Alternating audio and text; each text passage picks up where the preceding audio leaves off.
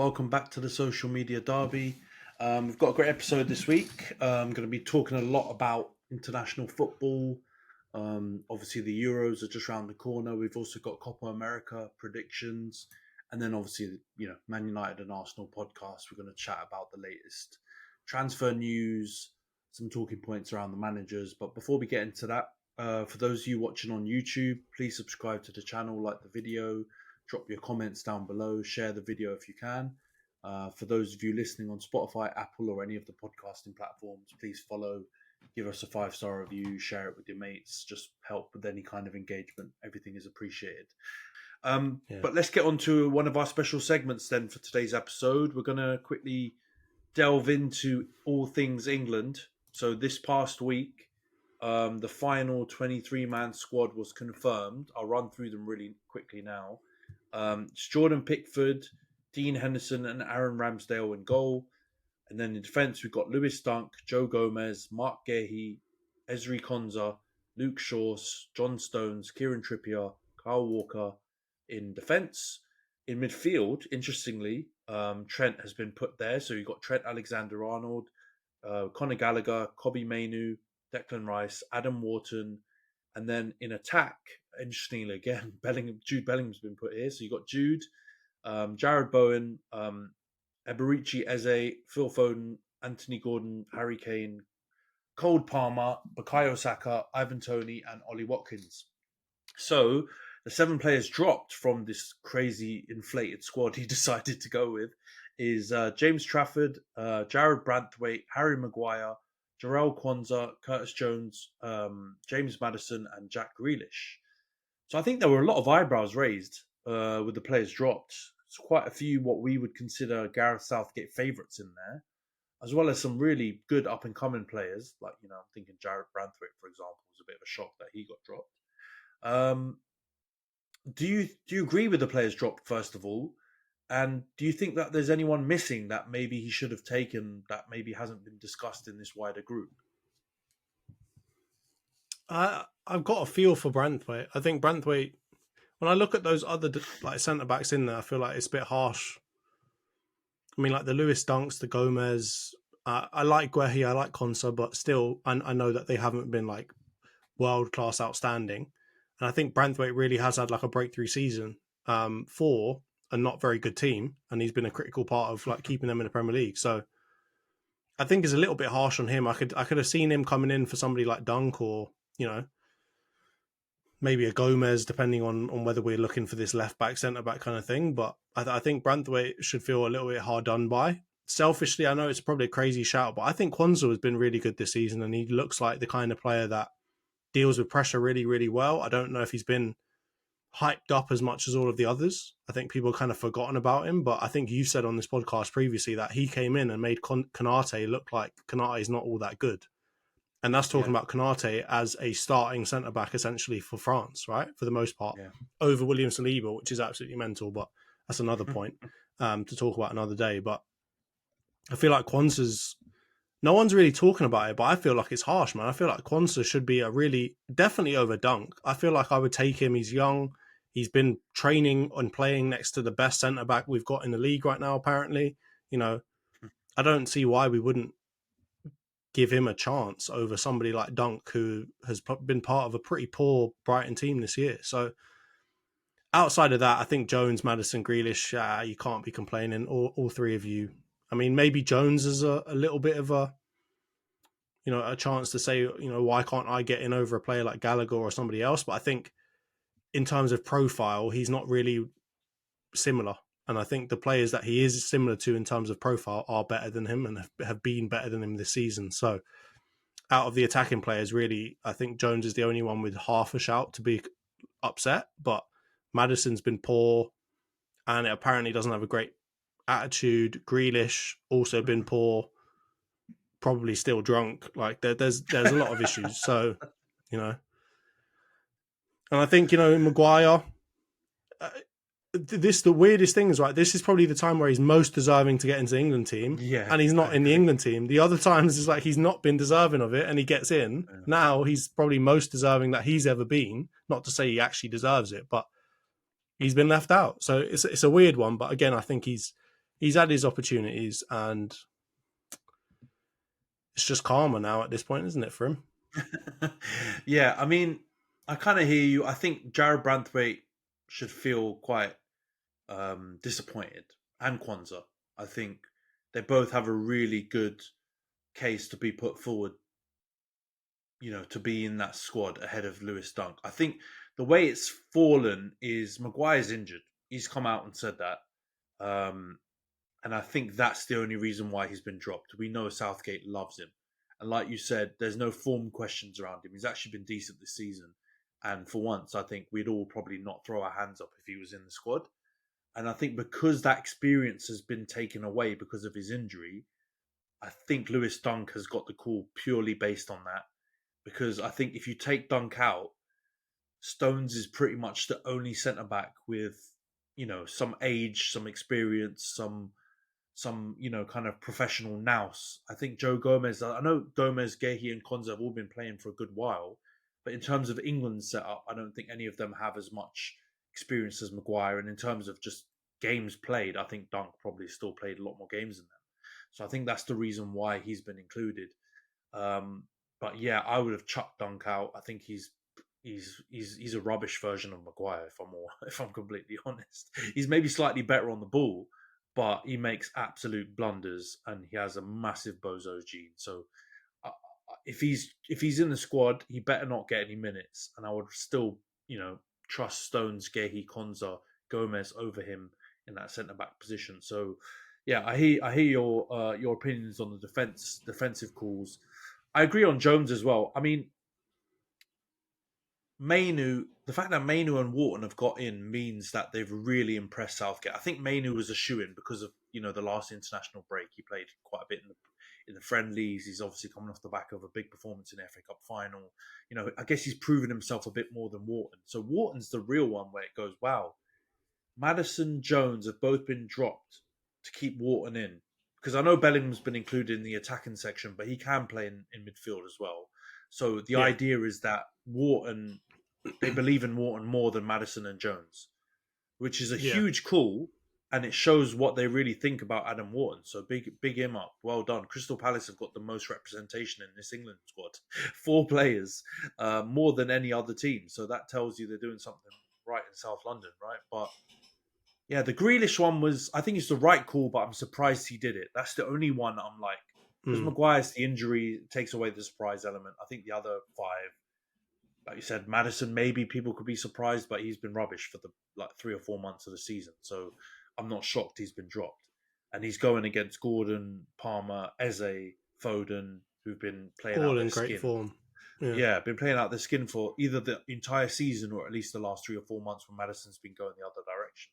But the shock is that Grealish has been dropped because I agree with it, but I'm surprised Southgate has decided that because it just feels like he would go with the player again who's got some more experience playing in the squad. Age. Yeah, he's coming, in big moments for City. But it makes sense. Drop him. He's barely played, and when he has played, he's done nothing. And I don't think he deserves a spot on the squad. So, weirdly enough, apart from Dunk, and even the Dunk one, I kind of understand the experience angle.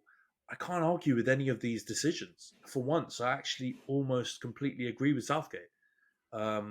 So, let's see how we do, eh? I think there's a clear indication from him that he's going to try and play a little bit different from how he usually does, though, because from my opinion, like Grealish, the fact that he dropped him, right? Grealish, in my opinion, is quite, it sounds really ridiculous, but like quite a defensive attacker in terms of the fact that he really keeps, because of Pep, he takes care of the ball, right? He recycles. He doesn't always drive forward. He kind of cuts in. He's not like gung ho, go for it every 5 seconds kind of thing, right? So the fact that we're not playing him, and the fact that we've got like the people that are replacing him are like the Gordons of the world, the Bowens, the Ezes, who are really driving forward type of players, right? Kind of signals to me that Southgate's going to want to play his, like, let's say 3 attackers plus Watkins or, plus Kane, sorry, like the striker role. He's going to really want to play them bombing forward. And the fact that he's chosen Wharton over a player like Jones or Maddison shows me that he wants his two midfielders to be more like not defensively minded, but to be more both sides of the ball. So I think from my point of view, I think he's trying to maybe he won't start with that every game, but I think the fact that he's included Wharton as well, who's quite a defensive midfielder, also shows to me that like he is trying to build up another way to play where he's got like really gung-ho attacking, left wing, right wing, cam striker, and then have like a Rice, Bellingham, Wharton, Mainu kind of not all gung-ho going forward all the time type of players. So I think it might be a signal that he's going to try and play a little bit different from how he's played previously, which kind of makes less sense to me why he didn't go and then consider maybe Rashford a little bit more, because Rashford would be the ideal type of like real gung-ho type of attacker that's just going to dribble straight at a player. And I think you saw in the game against Iceland, Gordon actually did offer, even though there was no end product, Gordon ended up being one of our better outlets on the pitch, right? Just driving at the right back over and over again.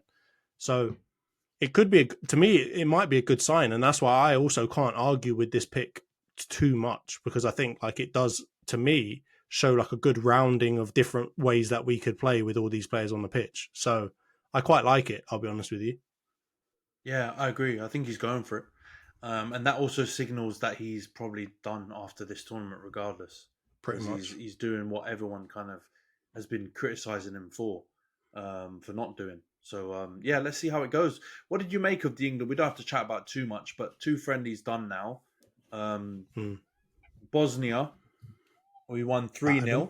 England 3, Bosnia 0. Eze was amazing in that game, by the way, which I think probably helped solidify his pick. And then you had the very strange and disappointing 1-0 defeat to Iceland. What did you make of them? Because I guess it's a tale of 2 friendlies, isn't it? Really different performances. Yeah, it was weird. The Iceland game, I think, obviously he we didn't play maybe all of our best players, obviously, right? Like notable omissions like Bellingham and so on, but that was a really disappointing performance. Like we didn't really show any want to win that match, and it seems like it's the worst way to go into a Euros. Like I know that people are going to say, "Oh, it's a friendlies, testing stuff out," but more than anything, it's also an opportunity to show the rest of the world or the rest of the countries going into the Euros, like we're gonna come in and batter all of you lot, and that we're on good form. So don't kind of overlook us, because we're going to be really hard to beat. And just to lose to Iceland, man, they're not even in the Euros, and we're getting beaten by them. And I'm not even going to say like they didn't deserve it. Like based off of that performance, they deserved to beat us. We were trash. So yeah, overall really disappointing performance. The match against Bosnia is how I expect us to perform, even when we're playing not our first choice players. Like we are first team, second team, third team, a better team than they are. Right? I think you could go down to 4th, 5th selection type players, and I still think we should be giving them a good game. So the fact that we couldn't beat a team like Iceland with our second or third type of string players is just stinks. And then on top of that, you got like Stones getting injured. You got like all these different things. I don't know how that shaped up, but it just kind of like at least go and win the game if you're going to go and sacrifice the rest of that stuff. Yeah, I mean, I think it's tricky though. I will say, I think all the bigger nations in these couple of warm-up friendlies have had, unexpected draws or, a defeat here or there. Because I think a lot of them are playing teams that are either not qualifying, haven't qualified, sorry, for the tournament or are in different federations or whatever. So they're kind of just, testing things out. So I'm not that disappointed around. Well, obviously, it's disappointing to lose to Iceland at home. I don't think that's definitely not the best momentum to go into the tournament with. But you've seen lots of teams go into tournaments off the back of either disappointing draws or defeats. So I don't think it's no massive alarm bells need to go off.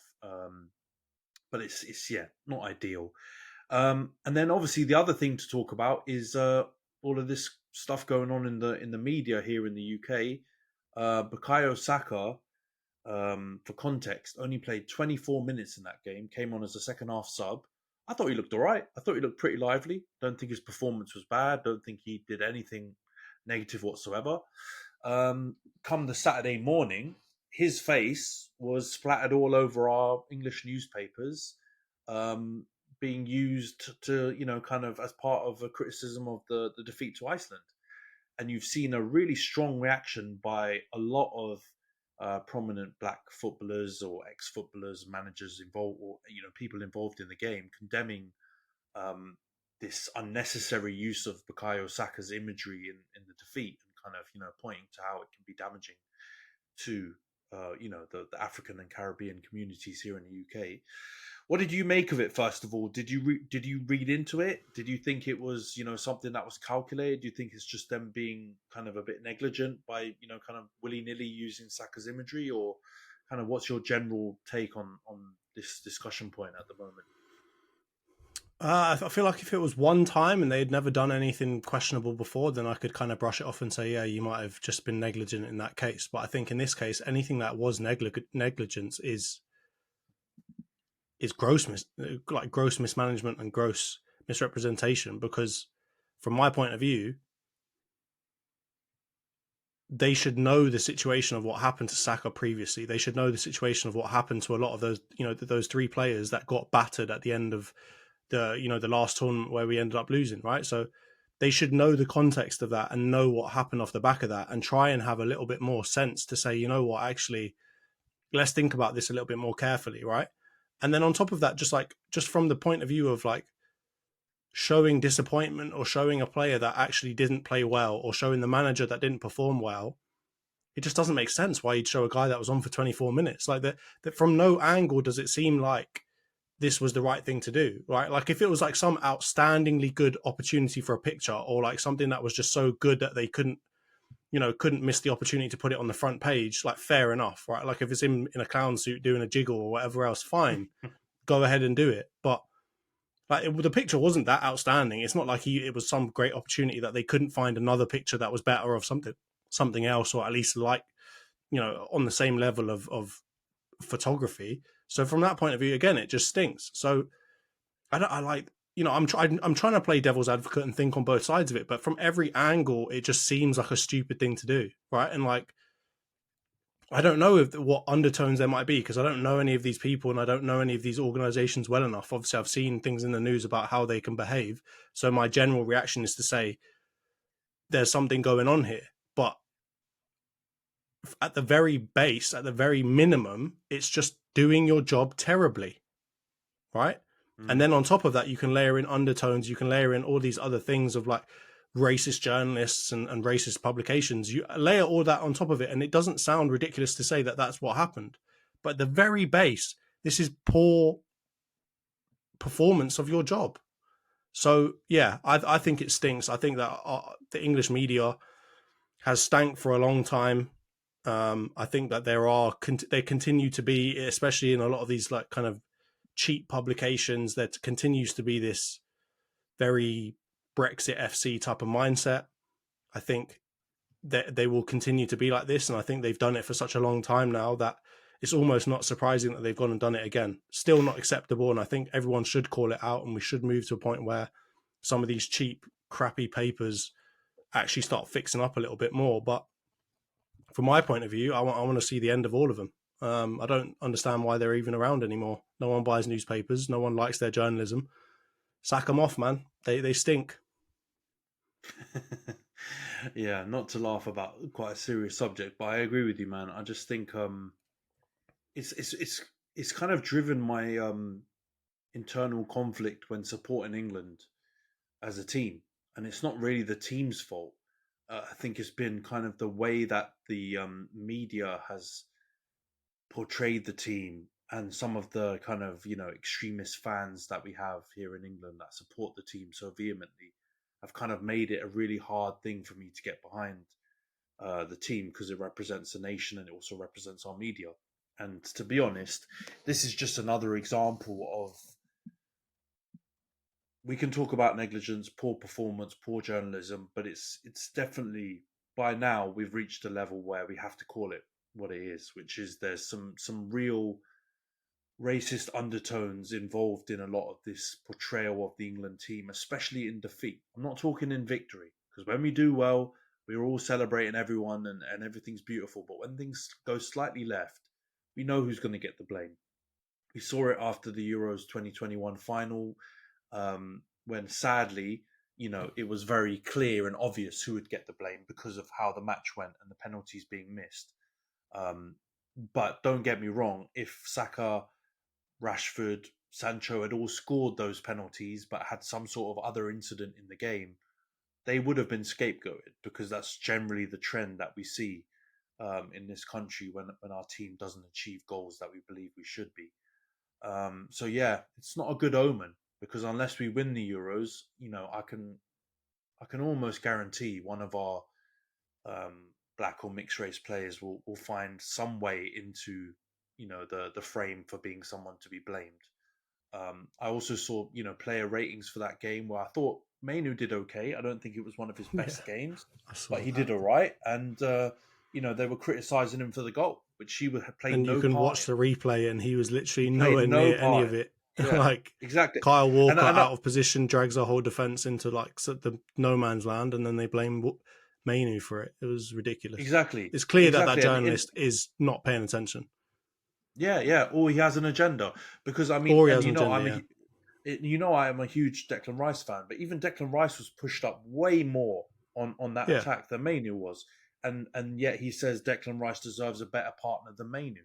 Like I'm not saying all the media is that way. There are some extremely talented, very fair-minded journalists involved in our media across all sectors, but unfortunately, there are also some people who have their own feelings and their own opinions and their own prejudices, who somehow manage to influence that, the way these images are chosen and the way, some of our media is run. And unfortunately for Bukayo, he was on the receiving end of this. And like you said, you would have thought him, Rashford and Sancho would be ring fenced and protected, after what happened in the Euros. But yeah, clearly that was something that had a time bar on it, and we've passed that time, and now it's open season again. So it's super disappointing, and I just hope that us as a football fan audience don't fall for the bait, and we don't start looking and being influenced by this kind of portrayal of our players, and we get behind the team, and if we lose, we just take it on the chin and we don't look for anyone to blame, and we support the players that are struggling with the result. And but yeah, super disappointing. And yeah, I've seen a lot of outlets and content creators call it out, and I applaud them all. Versus had a really good couple of posts on social media condemning this stuff. Darren Lewis, who's one of the best football writers and sports writers and just general journalists out there, also wrote something really poignant on it. So I thought we had to touch on that before we finished that England segment, because we love Saka as well. Obviously you do, but even me as a United fan love Saka.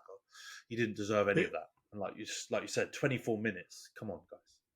Come on. And I mean, the last thing I'll say on it is it draws me back to the thing that Onana said in his interview quite recently around, like, you've got all these young players, right? Like, and in every other industry and just in society generally, we always try to protect young people, right? Because we know that they're vulnerable to do things that experience would tell them not to do, right? And the legal system protects them. We protect a lot of people, for the most part, young people, from getting absolutely battered in the media, right?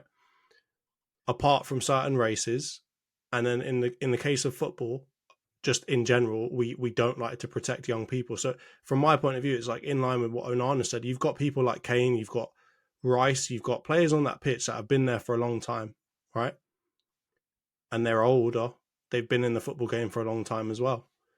Why is it we're calling out Bukayo Saka, who's still a very young person? Why is it we're calling out a lot of the younger players, especially the ones that are, ethnic minorities? Why is it that we're okay with not treating them as if they're young, right? And why is it we're okay with not protecting them, but if it's somebody else, we don't care? If it's a young Foden, no one's calling him out for being absolutely crap all the time when he was crap and when he didn't show up.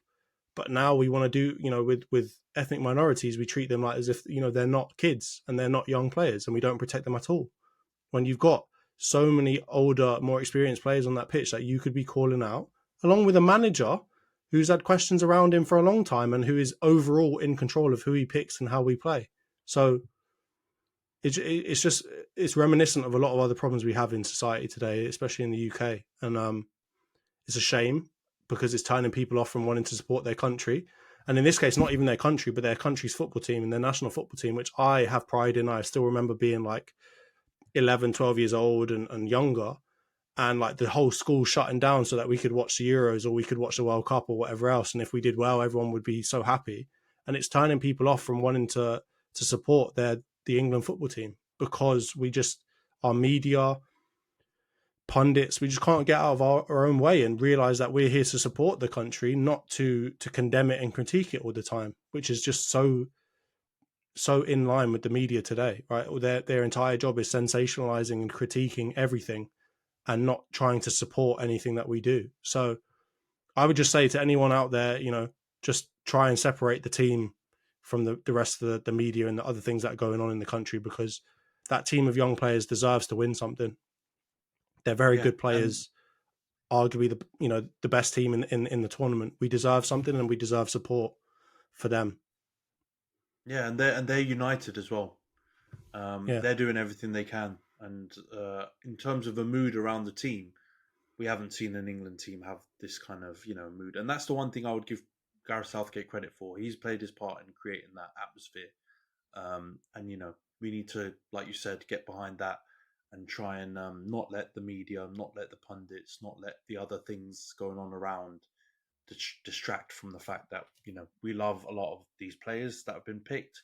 We support them, and we think they can do really well. But yeah, really well said.